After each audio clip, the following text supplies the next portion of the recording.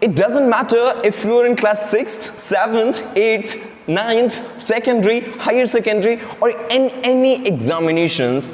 As long as you're in academics, your writing section is like your writing skill gives you much more than 20 marks in almost all of the subjects. So why not to enhance it with the help of mine? Hello everyone, welcome back to your favorite spoken English channel, Business Spoken English. In this video, I'll be talking about writing section and writing skill and how to write clearly and much more effectively. So let's get started with the first one. Start with a clear section. Remember, if you're writing any piece of work, essay, notice, diary, anything. So there are just 3 things that you need to learn and your writing will be outstanding. Let's get started. Write with the clear structure. Use introduction, body, and conclusion as the parts. This format is for essays, articles, and almost everything. Begin with an overview, expand your points, and wrap up in a summary. That's how it works. Think of your writing as a sandwich. The introduction, the conclusion are the bread. Okay, introduction and conclusion, these both can be called bread. And the body is tasty stuff inside middle. So make sure to make your sandwich doesn't fall apart, missing any of the layers. Second part is that you should be using simple and much more direct language. See, in our conversation, in an oral conversation, there is a drawback is that any of your statements can be held can make a conflict. Since it's oral, people forget it.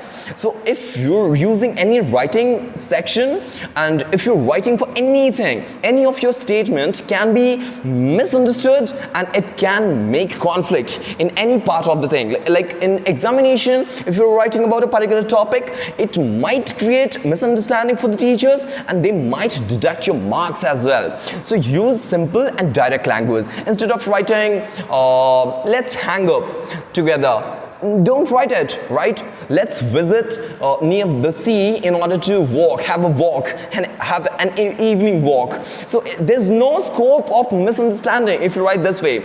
But if you write in your own cool way, that there is a chance that people can misunderstand it and they create their own sense of understanding related to that and they comprehend that in their own way, and there is a scope of misunderstanding. So in order to reduce it, second tip is that you should be using simple and direct language in order to explain. Remember, your goal is to communicate, not to confuse. You should not need to sound like a Victorian age novelist. It does not require. If you catch yourself writing, "It was the best of times, it was the worst of times," stop and ask yourself, am I writing an essay on a Dickens novel or something like that? Okay, so next one is that you should be avoiding overuse and complex words. For example, write help instead of facilitate. You should write use instead of utilize. So if you write simple words, you will have more chances of accuracy in your vocabulary. You will do less mistakes in spellings and you'll get given better and better marks. Okay? So using fancy word might impress your English teacher, but it might also leave your friends scratching their head. Unless your goal is to make the reach for the dictionary every time they read your text messages, keep it simple. Next one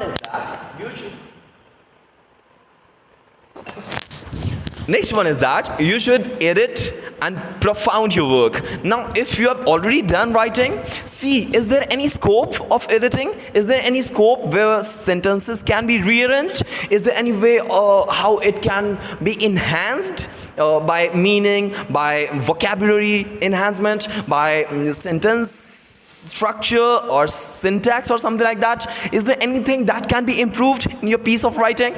Find the scope and do it by self before your teacher does it and deduct your mark. So after writing, take a break and then revisit your work to catch up any mistake.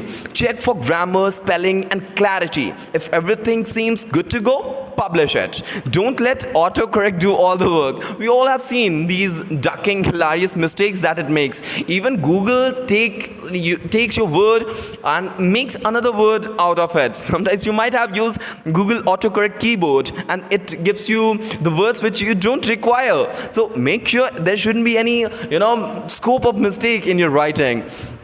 So if take a moment to proceed, or you might end up inviting someone in public meeting instead of public one. Okay, so and next one is that you should use active voice instead of passive voice. Several times passive voice seems that it's much more polite, it's much more professional, but active voice is the main rhythm of the sentence. It has clarity. For example, if you say this book was stolen, there's no way the listener can find out who has stolen the book. But if you say that Robert has stolen the book, there's a complete clarity that someone has stolen something. Action, verb, and object. Everything is there.